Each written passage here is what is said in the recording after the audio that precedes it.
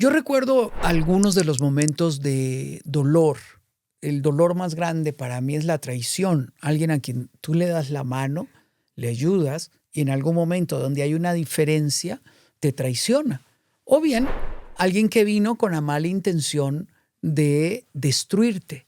Eh, Esos momentos son muy duros y el primer pensamiento de uno, hasta con contenido bíblico, es: haz justicia, Señor. Mm. Y yo se lo dije: Señor, haz justicia, esto no es justo. Yo no le he hecho nada malo. Pero dice, no es el pensamiento correcto, porque si yo alimento el deseo de venganza, amargo mi corazón. José lo vendieron sus propios hermanos. Dios mío, sus propios hermanos. Y eso que no era la idea inicial era matarlo, o sea, asesinarlo ahí mismo. Lo escuchó de sus hermanos y fue Rubén el que dijo: no, metámoslo aquí en un pozo, vendámoslo y vendámoslo como esclavo, que era igualmente vergonzoso. ¿Cómo lo logró José?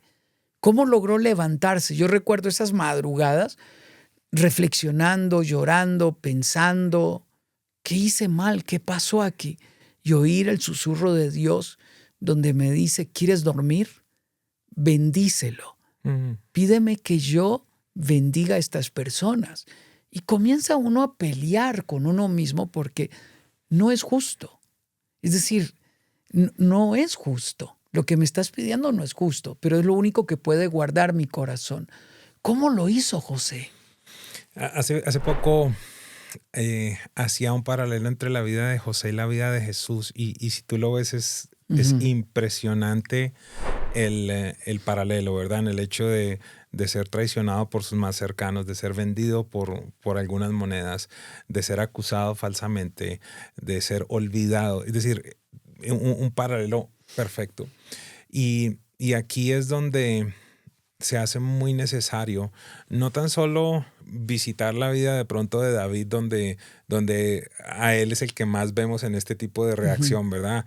Mátalos, que se mueran, que pase esto, que pase aquello, que exterminan los padres. Pero también visitar el Nuevo Testamento cuando nos dice que en la ira humana la justicia de Dios No no opera. opera, ¿verdad? Entonces, Wow.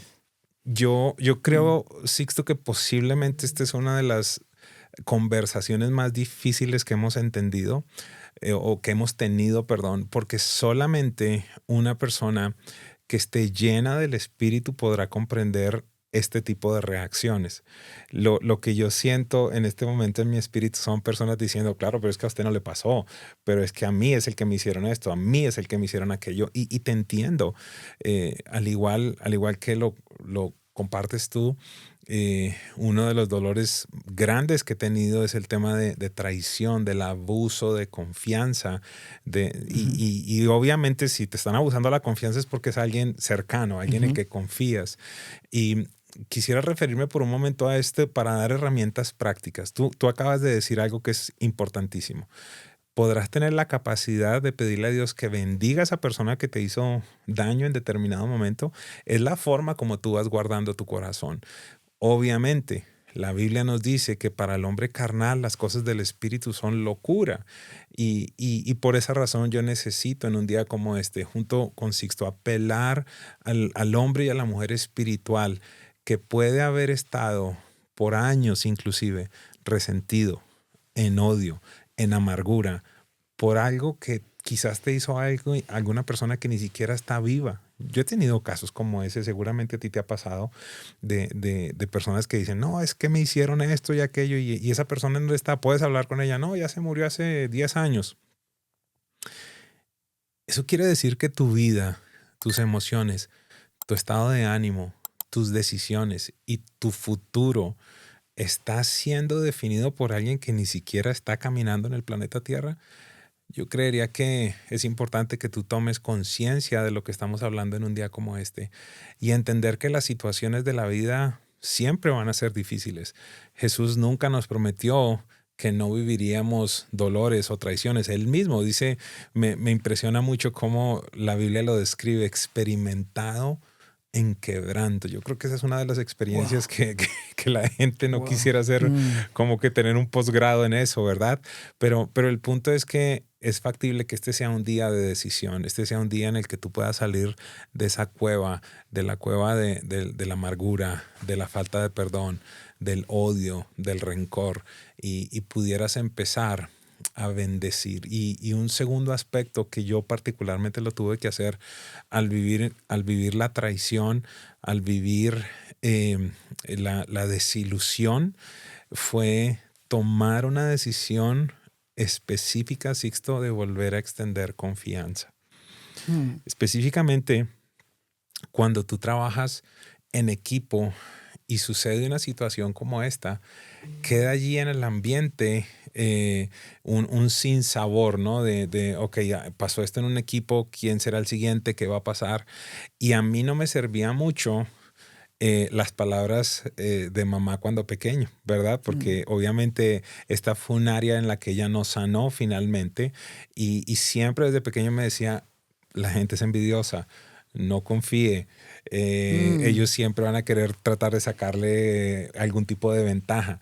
Entonces era una voz bastante fuerte, pero ya no era yo el niño que estaba escuchando a una mamá diciendo eso desde su dolor, desde lo que ella vivió, sino que yo tenía que tomar una decisión en un momento como este. ¿Cómo yo voy a continuar dirigiendo un ministerio con personas al lado cuando simplemente estoy mirando cuál va a ser el siguiente, de dónde vendrá lo que mucha gente dice, la siguiente puñalada? Es imposible. Y yo entiendo, algunas personas estarán diciendo, pero la Biblia dice que maldito el hombre que confía en el hombre. Yo tengo una aproximación a un verso como ese. Yo creo que Dios nos está diciendo, maldito el hombre que confía en el hombre, que confía en sí mismo, que tiene una estima más alta de la que debe tener. Es imposible. Tú me estás invitando aquí porque me estás extendiendo tu nombre, me estás extendiendo tu plataforma, estás arriesgando, ¿me entiendes? Porque confías en mí. Entonces, ¿cómo nosotros vamos a construir relaciones? Entonces, maldito el hombre que confía en el hombre. Entonces no me caso porque no voy a confiar en mi esposa. Me comunico. Entonces, Lo que estás diciendo es que uno de los elementos fundamentales es recuperar la capacidad de confiar, porque si no me quedo en el piso viviendo como víctima. correcto. Wow. Y vas a estar viendo, abro comillas, fantasmas en todo lugar, ¿verdad? Que yo creo que eso es lo que le pasa. Mira, algún día uno de mis mentores me decía algo tan importante. Me decía, mira, una persona que ha sufrido de abuso espiritual, es decir, de abuso por parte de una autoridad, en el momento en el que encuentre a un padre que lo corrige, le va a oler a lo mismo. Sí, me Tiene que comunico. ser sano. Claro, porque ¿qué sucede? Si no ha sido sano, no va a entender que un padre corrige. Claro. Cuando la persona no está sana, ¿qué va a decir? Este es otro que me abusa. Este es otro que me viene a abusar, ¿me entiendes? Porque puede sonar similar, pero viene de corazones totalmente diferentes. Te llevo a dos escenarios reales muy comunes y en función de uno de los conceptos que desarrollas en el libro maravilloso, que es que José mantuvo claro su propósito y lo puso sobre su dolor. Pensemos en una esposa que encontró a su esposo en adulterio y no termina de arrepentirse. Ella está dolida, ella ha sido fiel, ella ha mantenido el hogar, ella ha luchado. ¿Cómo hago para no sentir todo lo que siento? La segunda escena que la he visto son hijos que crecieron con un padre irresponsable, y traigo a la memoria 3 hermanas educadas por su mamá que las sacó adelante a las 3. Y cuando ellas ya son empresarias, están teniendo éxito, aparece aquel padre que fue alcohólico, que las abandonó y dice, estoy en la calle, no puedo, las necesito, ustedes son mis hijas. Y yo las escuché a ellas dialogar y decir, pero es que nunca ha estado, pero es que nunca corrió por nosotras. Pero al mismo tiempo terminan diciendo, pero el mandamiento dice que si queremos que nos vaya bien, tenemos que ayudarle en este momento. O sea, yo las vi llorando, renunciando a su cólera, a su enojo, y ahora teniendo que sacar su propósito sobre su dolor. ¿Cómo se logra? Qué espectacular esta pregunta. Algo que, algo que quiero compartir con las personas que nos están viendo en este día son dos aspectos, diría yo. El primer aspecto es el que yo puedo manejar y el que tiene que ver conmigo. ¿Qué decisiones yo voy a tomar? ¿Cuál va a ser mi actitud? ¿Qué voy a hacer de aquí para adelante? Pero hay un segundo aspecto que yo no puedo manejar. Vamos al primer escenario que tú me dijiste. El escenario de la persona que no se arrepiente, que continúa posiblemente abusando o sacando provecho. Allí es donde nosotros necesitamos tener la paz de Dios cuando en el Nuevo Testamento nos dice el apóstol Pablo, en tanto dependa de ustedes, traten de estar en paz con todas las personas, ¿verdad? En tanto dependa de nosotros. Entonces, ¿a qué punto voy? En nuestra propia vida hemos tenido momentos en los cuales se ha hecho necesario establecer límites con personas que no tienen ningún tipo de intención de cambio.